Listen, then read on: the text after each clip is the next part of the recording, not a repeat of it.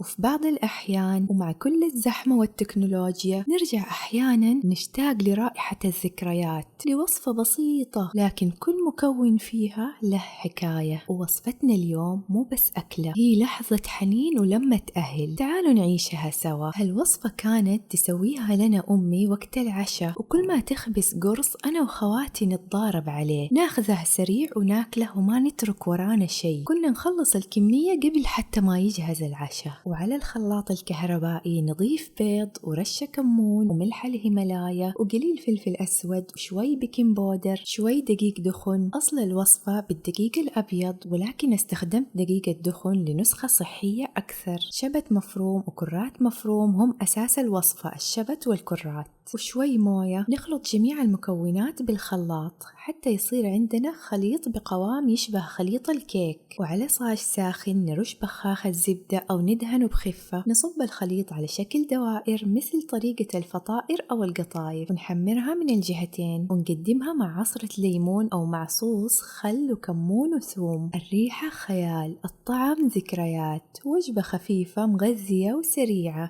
جربوها وشاركوني وصفات من طفولتكم ما زالت تعيش معكم.